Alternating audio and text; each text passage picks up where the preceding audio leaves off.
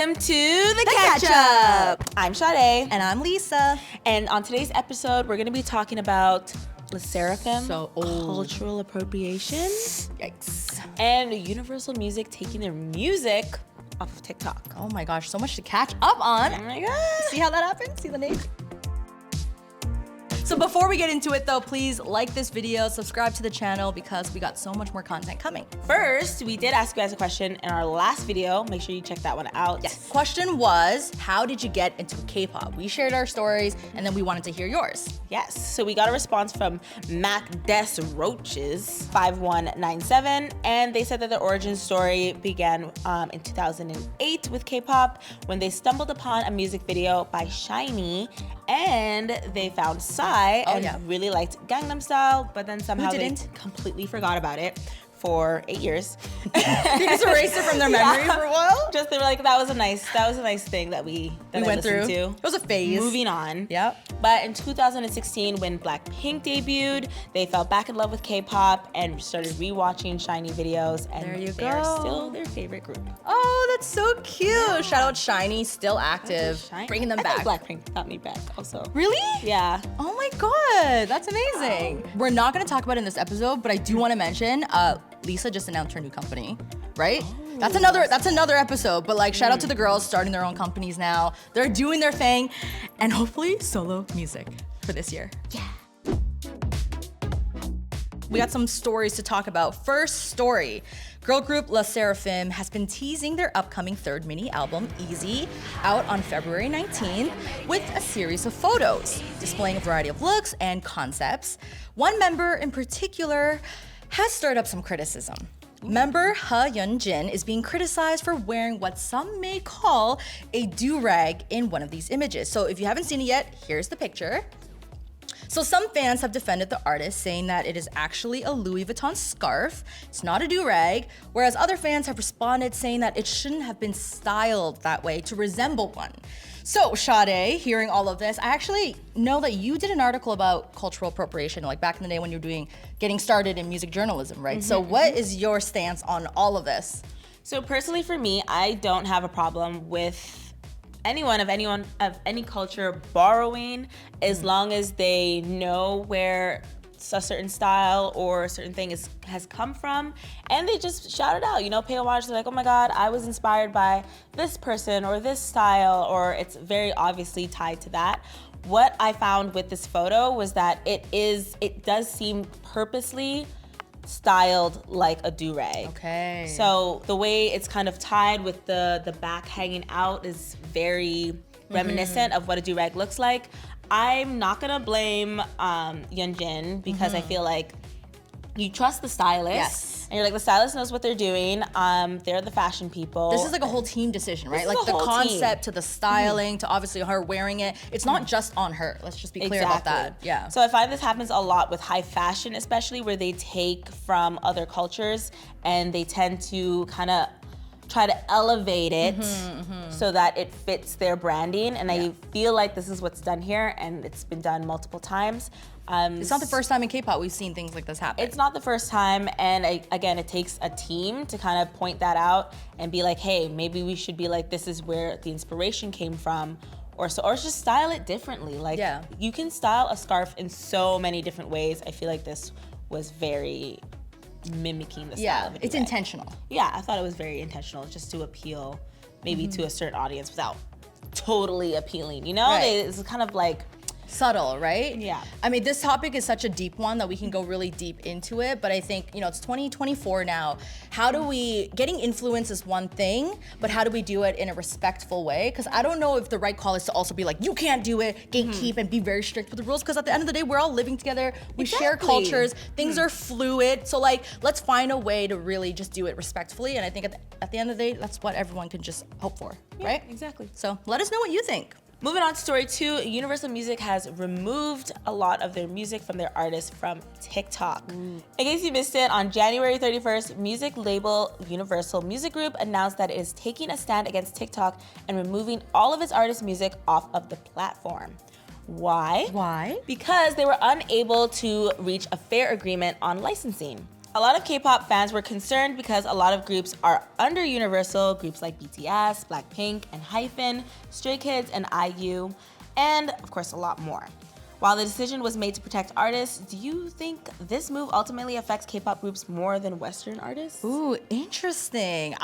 Yes, I think it's gonna affect K-pop more than like the Western artists under Universal. Just because if you look at the K-pop ecosystem, like how they release music, how they promote music. Like if you look at that, TikTok has become such an important part of their promo plans. Like if you guys aren't aware of how it works, like in Korea, there are like 3 major broadcasting stations, right? And they do weekly performances. They do weekly shows. So artists, when they release a new song, they come on these shows and they perform their song. And part of that is like backstage, they're collaborating with other artists and doing TikTok collabs. They're doing dance choreos together. Yeah. Even like themselves as a group, like they're filming so much TikTok that it's become a huge part. So if their music is being removed from the platform, there's no reason to like promote their songs this way anymore. So that's gonna be a huge hole in how they promote music. So it's definitely gonna affect the K-pop scene. And this is not the same in the Western music. We're seeing a change. There's more artists that are super active on TikTok, but it's just not the same extent as how K-pop does it. Yeah. Right? Because I think people in the West, like, you want your music to blow up in the West. You know, that's where the scene is, pretty much. But I feel like a lot of K-pop groups are trying to move into the West or move into globally. That's so true. The way other people are discovering K-pop music, a lot of that is through TikTok. So even like 50/50, their music went viral on TikTok, or New Jeans, a lot of their music. That's how I found about XG, through TikTok. So I think for people in the West who are looking for new artists or new music in K-pop, TikTok was their go-to for that. It's true. TikTok is a launch pad for a lot of artists. So we'll see though, like hopefully Universal and TikTok can reach an agreement soon. A platform being removed in this way will impact them. It's just how much. Maybe fans can start making slight remixes, Chopped and screwed. There's literally fans in response to this. They've been doing a cappella versions of their Have you seen? No, I haven't seen the K-pop ones, but I've seen a lot of people do like Selena Gomez. Yes. No, now K-pop fans are like, like they're like making. I gotta show you some because I actually linked some. Yeah. Like there's some really good ones there. Oh my god. The fans are doing the most right sing? now. Full on instrumental a cappella style. Right. Okay. Should we make one? No. Dun dun dun dun. Doo doo doo doo doo. K-Show and Tell. This is where we each bring a video to show each other and also you guys. The thing is that we don't know what the other person brought. So this is like a genuine first time reaction. And I'm so excited because I love shocking Sade. The first one is kind of disgusting, but I wanted to show it because I was shocked. So this is a tweet from Unico. They wrote, excuse me, why is there a bug laminated into the back of my Mingy pic? Wait, let me zoom into the photo. And that's gross. It's laminated in. So this is not like she just, Mingy? Mingy was like, this is my favorite bug. I want you to have it. Each member has a bug on the back of their. Can you imagine the shock of if you opened up a photo card and you got that? Yeah. And what if it was super rare? Yeah. Or like, I mean, this is definitely super rare. Maybe that's a super rare bug. We're gonna have to dissect this one. So, okay, that was a gross one, but I do want to show you a happy one. I want to show you a positive one because I don't want to leave it on that note from my side. So this is a TikTok I found. POV when 2 K-pop stans are scheduled together. So like when you have a coworker that just, you literally bond with them over K-pop choreo. Can you imagine how Shift would be so much fun if you're just running through choreo with someone? This is cute. We should do more choreo together, I'm just saying. Okay. Isn't that cute? Learn, not have homework. Tag the friend that you dance K-pop dances with. Send us videos, actually. Send us videos.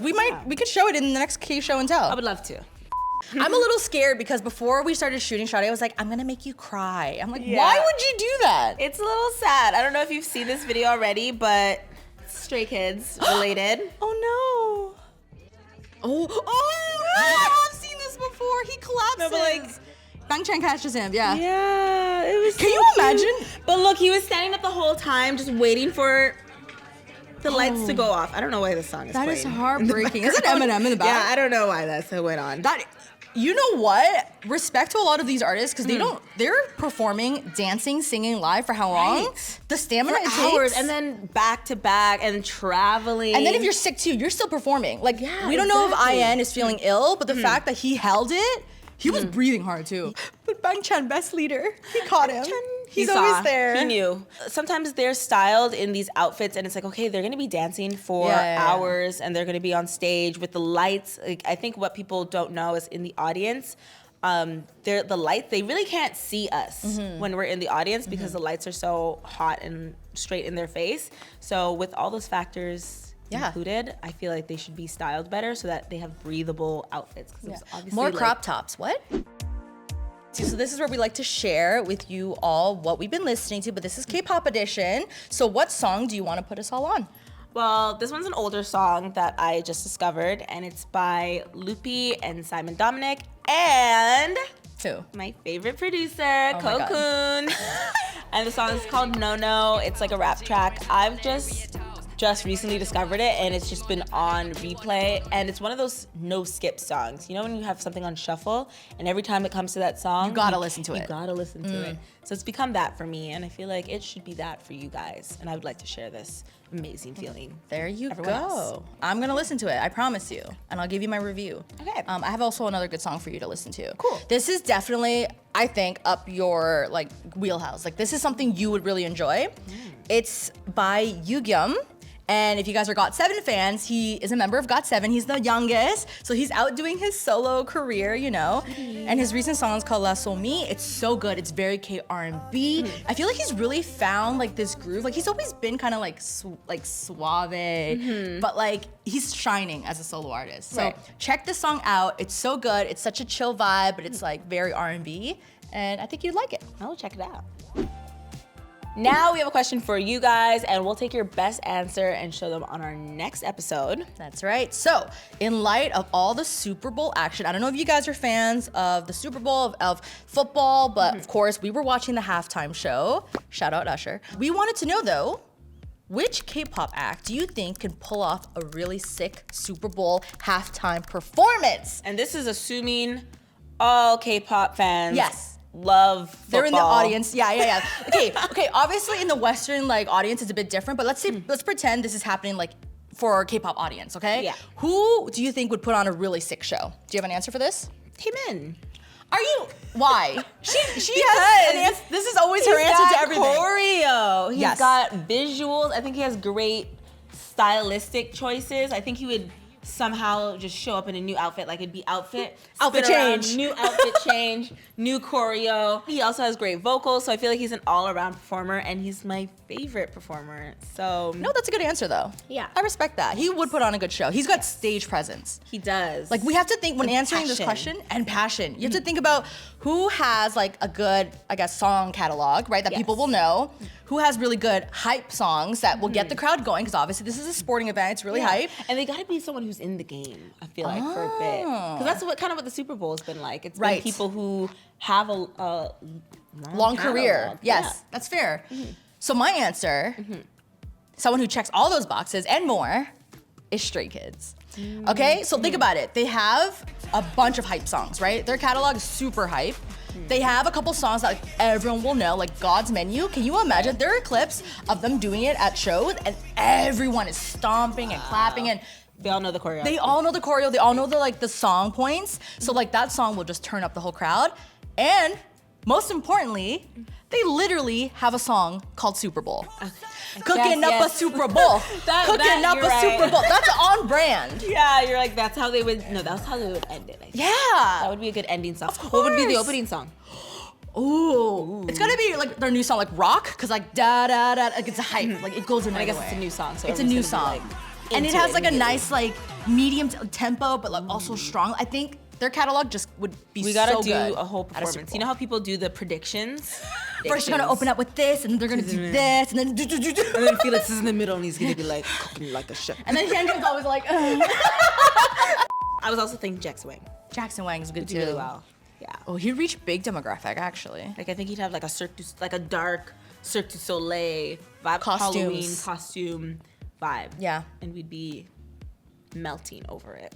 I And by think we, that's Maybe me specifically. There you go. There you go. But let us know what you think. We want to hear your answers. Who would put on a really sick Super Bowl halftime performance? All right, so that's it for this episode once again. If you like this video, please give it a like. Subscribe to the channel. We want to do this more for you guys, and we have so much fun, honestly. Yeah. Time passed by so fast when we do this. And we'll be responding to comments also. So share us your stories and your thoughts on everything we spoke about today.